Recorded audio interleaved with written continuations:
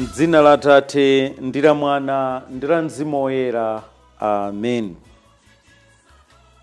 Ndikulandirani pano pa Tiyankhuleni Ambuye, ndipo tulero ndi pa 25 Juni lachitatu, mulungu wa 12 pa masiku apachaka. Mawu athu oyamba tulero akuchokera m'buku la Genesisi. Genesisi mutu wa 15 ndime yoyamba mpaka na 12, kudzayambiranso 17 mpaka na 18. Amene akutiwerengera mawu oyamba ndi Abeti Mwakawanga kuchokera ku St. Francis Mikoke Parish mu Diocese ya Dedza. Ndipo uthenga wathu uchokera m'buku la Mateyo mutu wa 7 ndime ya 15 mpaka na 20. Amene akutiwerengera mawu amthenga wabwino komanso kutigawira mawu ndi Reverend Father Emmanuel Chikaya, a Carmelite Fathers kuchokera ku Carmel Prayer House mu Archdiocese ya Lilongwe. Mawu oyamba. Mawu a m'buku la Genesisi. Zitatha izi, Chauta adaonekera Abramu m'masomphenya, namuwuza kuti, "Usachite mantha Abramu. Ine ndili ngati chishango chako chokutchinjiriza. Mphotho yako idzakhala yayikulu." Koma Abramu adati, "Ambuye Chauta, ine ndilibe ana. Tsono mungathe bwanji kundipasa mphotho? Wolowa m'malo mwanga ndi Eliezere wa ku Damasikoyu. Simudandipase ana. Motero mmodzi mwa akapolo anga ndiye amene adzalandire chuma changa kuti chikhale cholowa chake." Tsono Chauta adamuwuza kuti, "Uyu sadzalandira chuma chako kukhala cholowa chake. Yemwe adzalandire chuma chakochi ndi mwana wako weniweni." Pomwepo Chauta adatulutsa Abramu panja, namuwuza kuti, "Tayang'ana kuthamboku, ndipo uwerenge nyenyezizo ngati ungathe. Iwe udzakhala ndi zidzukulu zochuluka ngati nyenyezizo." Apo Abramu adakhulupirira Chauta, ndipo chifukwa cha chimenecho Chauta adamuona kuti ndi wolungama. Tsono Chauta adamuwuza kuti, "Ine ndine Chauta, amene ndidakutulutsa ku Uri wa ku Kaldeya, kuti ndikupatse dziko lino kuti likhale lakolako." Koma Abramu adati, "Ambuye Chauta, kodi ndingadziwe bwanji kuti dziko limeneli lidzakhaladi langa?" Chauta adamuyankha kuti, "Tandipatsa ng'ombe ya zaka zitatu, mbuzi ya zaka zitatu, nkhosa ya zaka zitatu, ndiponso njiwa ndi nkhunda." Abramu adabwera nazo nyama zonsezo kwa Mulungu, naziduladula pakati. Adayika mabanduwo awiriawiri mopenyanapenyana, mizere iwiri. Koma mbalame zija sadazidule. Miphamba idadzatera kuti idye nyama zimene adaphazo, koma Abramu adayipirikitsa. Pamene dzuwa linkalowa, Abramu adagwidwa ndi tulo tofa nato, ndiponso adachita mantha kwambiri. Dzuwa litangolowa, kachisisira katagwa, mwadzidzidzi padaoneka m'phika ugaduka ndi moto, pamodzi ndi nsakali yoyaka. Ndipo ziwirizi zidadusa pakati pa nyama zodulidwa zija. Pa tsiku limeneli mpamene Chauta adachita chipangano ndi Abramu, nati, ndikulonjeza kuti ndidzapasa zidzukulu zako dziko lonseli, kuyambira ku mtsinje wa ku Igupto mpaka ku mtsinje waukulu wa Yufurate. Mawu a Ambuye. Tithokoze Mulungu. Ambuye akhale nanu, akhalenso ndi mzimu wanu. Mawu a Uthenga Wabwino monga adalembera Mateyo oyera. Ulemu kwa inu Ambuye. Pa nthawi yomweyo Yesu adati, chenjerani naoni aneneri onyenga, amadza kwa inu ali ndi maonekedwe ofasa ngati nkhosa, koma mkati mwawo ndi mimbulu yolusa.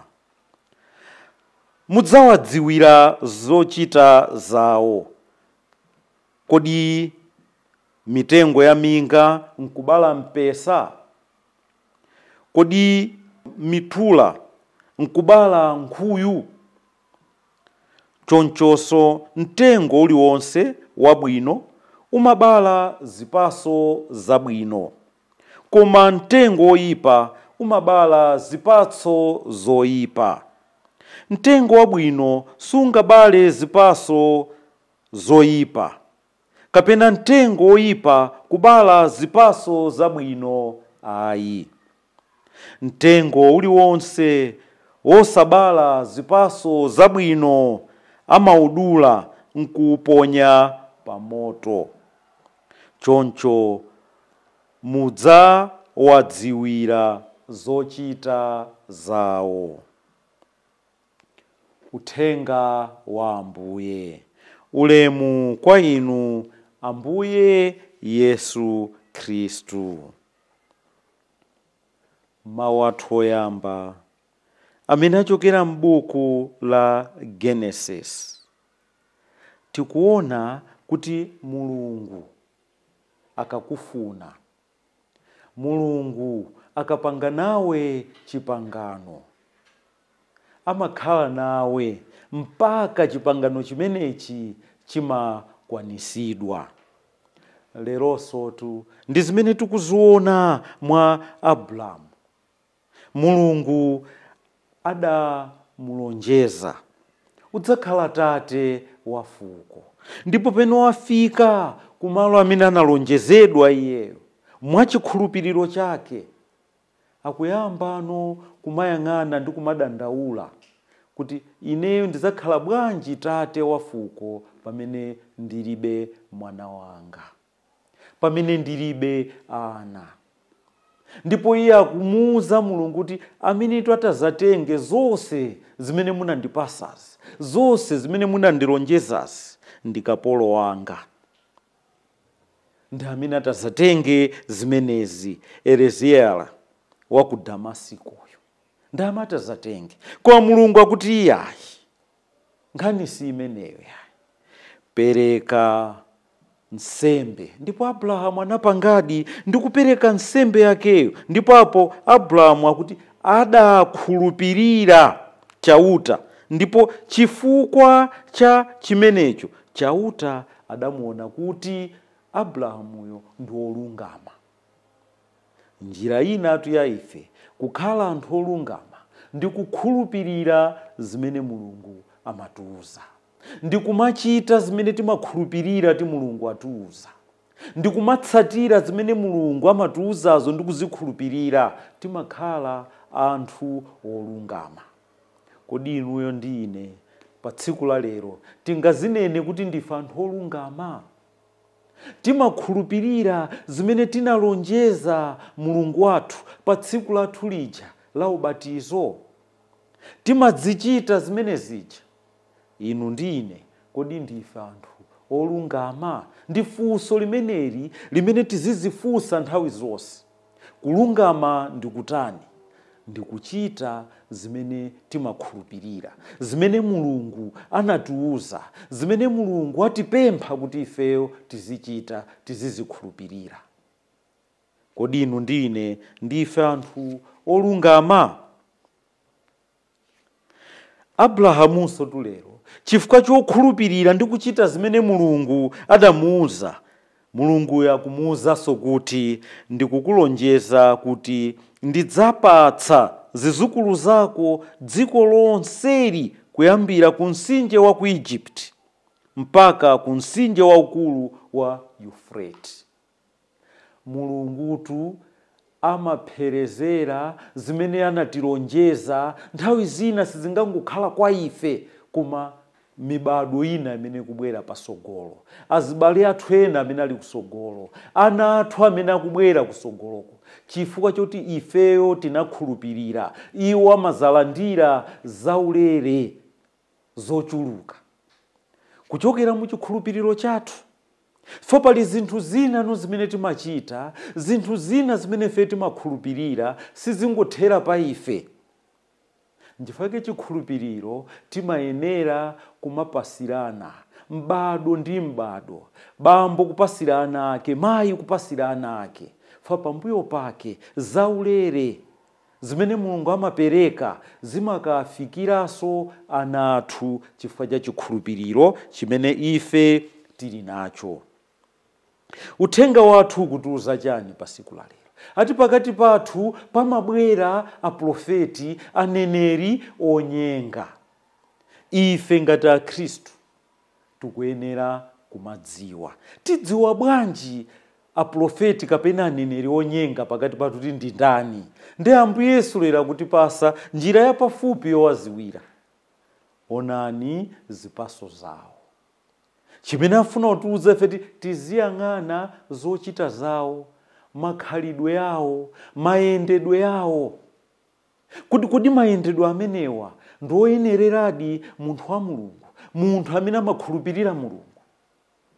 Zochita zawo, mayankhulidwe yawo ndi zimenezo. Ati anthu amenewa amabwera kwa ife mwina ndikutinyenga, ife ndinkuwasatira.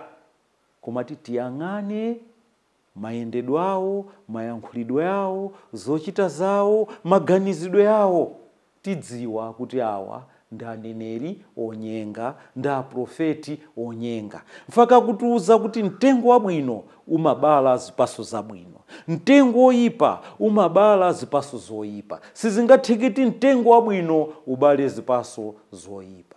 Nthula sizingabereke mu mtengo wa nkhuyu. Atiuziratu kuti pakati pathu makamaka masiku ano ifeyo ngati akhristu ndife ochenjera. Timamva maulaliko osiyanasiyana, timaonera makanema zochita zosiyana, mauthenga osiyanasiyana. Kodi timatha kusiyanisa ndi kuona kuti komatu izi ndizochokera kwa Mulungu? Izi tu mneneri uyu ndi mneneri woona, mprofeti uyu ndi woona, mbusa uyu ndi woona. Tikuzanso kubwera mwina unena kuti ayi komatu izizi wansembe uyu ndi zoonadi akulalikirazi, iye ali muchoonadi. Kaya ndi episkopi kaya ndi episkopi, tikuzona kodi iye awawadi akulalikirazi ndi zoona. Pakati pathu ife anthu a Khristu, Ambuye Yesu akutiuza tikhale ochenjera. Tidziwe kuti kuli mauthenga ambiri amene akubwera ndi anthu amene akuoneka ngati ndi a Mulungu, koma kuti si anthu a Mulungu. Kapena ti mauthenga amenewo sakuchokera kwa Mulungu, amene akuabweresa anthu amene akuoneka ngati ndi a Mulungu. Mwina ife kumana ti oh, man of God, go deeper, koma akutitengera ife kuchiwonongeko.